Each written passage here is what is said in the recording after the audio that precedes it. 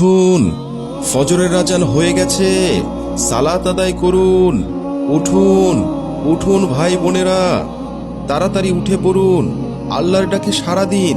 শয়তানের ধোকায় পড়ে আর শুয়ে থাকবেন না, তাড়াতাড়ি সালাত আদায় করে নিন। আব্দুর রহমান যে রাস্তা দিয়ে প্রতিদিন সালাত আদায় করতে যেত, ওই রাস্তার ধারে এক কুটির ঘরে এক বৃদ্ধ বুড়ি বাস করত। বুড়ির দুকুলে কেউ ছিল না, বুড়ি ওই কুটির ঘরে একাই বাস করত। প্রতিদিন ভোরে আব্দুর রহমানের এমন ডাক শুনে বুড়ির ঘুম ভেঙে যেত। বুড়ি বিরক্ত হয়ে বলতো, এই লোকটির কি খেয়ে দেয়ে কোনো কাজ নেই? প্রত্যেকটা দিন ফজরের সময় ডাকাডাকি করে, ওর জন্য আমার সাত সকালে ঘুম ভেঙে যায়। না না, ওর একটা ব্যবস্থা করতেই হবে, যেন ওই আব্দুর রহমান আর ভোরবেলা ডাকাডাকি করতে না পারে। কিন্তু কি করা যায়, পেয়েছি একটা উপায়। এভাবেই সেই দিনটি কেটে গেল। পরদিন ফজরের ওয়াক্তে আব্দুর রহমান আর তার ছেলে যখন সালাত আদায় করতে মসজিদে যাচ্ছিল, তখন বুড়ির বাড়ির সামনে আসতেই দেখতে পেল পথের মধ্যে কাঁটা রাখা। আব্বুজান, এই দেখুন পথের মধ্যে কাঁটা। হ্যাঁ বাবা, তাই তো দেখতে পাচ্ছি। এই কাঁটাগুলো যদি আমাদের পায়ে বিঁধে যেত তাহলে তো বড় ক্ষতি হয়ে যেত বাবা। আব্বুজান, চলুন আমরা পাশ কাটিয়ে চলে যাই। না বাবা, কাঁটাগুলো আমাদের এখান থেকে সরাতে হবে, তা না হলে অসাবধানতায় অন্যদের পায়েও বিঁধে যেতে পারে। আব্বুজান, আমি তো বিষয়টা এভাবে ভেবে দেখিনি। আচ্ছা ঠিক আছে, চলুন আমরা কাঁটাগুলো ফেলে দিই। এরপর আব্দুর রহমান ও তার ছেলে ওমর এক এক করে রাস্তা থেকে সমস্ত কাঁটাগুলো ফেলে দিল। কাঁটা ফেলে দেওয়া শেষ করে তারা নামাজ পড়তে মসজিদে চলে গেল। এদিকে বুড়ি সকালবেলা ঘুম থেকে উঠে বলল, যাক বাবা, আজকের ঘুমটা আমার জব্বর হয়েছে।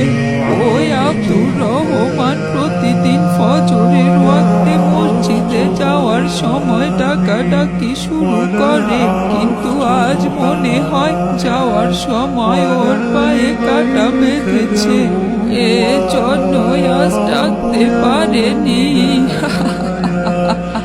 আমার বুদ্ধিটা কাজে দিয়েছে। যাই তো, গিয়ে দেখি তো কাঁটাগুলো এখনো রাস্তার মধ্যে আছে কিনা। বুড়ি তার কুটির ঘর থেকে বের হয়ে রাস্তার ধারে চলে গেল, আর গিয়ে দেখলো কাঁটাগুলো সেখানে নেই। আরে, কাঁটাগুলো গেল কোথায়? আমি তো রাস্তাতেই রেখেছিলাম। তার মানে নিশ্চয় আব্দুর রহমান কাঁটাগুলো সরিয়ে মসজিদে চলে গেছে। তাহলে তো কাল থেকে আবারও ডাকাডাকি শুরু করবে, আর আবারও আমার ঘুম নষ্ট হবে। আজ রাতে আবারও রাস্তার মধ্যে কাঁটা বিছিয়ে রাখতে হবে। এই বলে বুড়ি সেখান থেকে চলে গেল। এভাবে সেই দিনটি কেটে গেল। পরদিন ভোরবেলা ফজরের আজান শুরু হলো।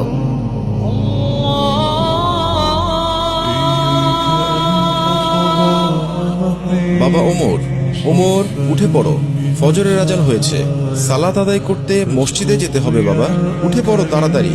ঠিক আছে আব্বুজান, আমি উঠছি।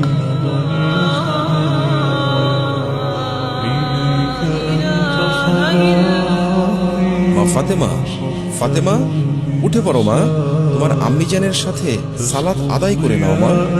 ভাই সব উঠে পড়ুন, সবাই উঠে পড়ুন, ফজরের আজান হয়ে গিয়েছে, সালাত আদায় করে নিন, মসজিদে চলে আসুন। এভাবেই ডাকাডাকি করতে করতে আব্দুর রহমান আর তার ছেলে ওমর বুড়ির বাড়ির সামনে আসতেই দেখতে পেল আজও রাস্তার মধ্যে কাঁটা বিছানো। আব্বুজান দেখুন, আজকেও রাস্তার মধ্যে কাঁটা বেছানো। আমার মনে হচ্ছে কেউ ইচ্ছে করে এই কাঁটাগুলো বিছিয়ে রেখেছে। সেটাই তো বাবা ওমর, আমি তো কিছুই বুঝতে পারছি না কে এমন কাজ করেছে। আব্বুজান, রোজ রোজ কাঁটা সরিয়ে তো আমাদের মসজিদে যেতে দেরি হয়ে যায়। আজ চলুন আমরা সাইড কেটে চলে যাই। না বাবা, দেরি হলেও আমাদের কাঁটাগুলো যে রাস্তা থেকে সরিয়ে ফেলতেই হবে, তা না হলে যে অসাবধানতায় অনেকের ক্ষতি হয়ে যেতে পারে। বাবা চলো বাবা, তাড়াতাড়ি কাজে লেগে পড়ি। এরপর আব্দুর রহমান আর ওমর আজও এক এক করে সমস্ত কাঁটা ফেলে দিল। কাঁটাগুলো ফেলে দিয়ে তারা মসজিদে চলে গেল। মুসিবতে পড়ে মোদের নবীর উসিলাতে আল্লাহ কবুল করে।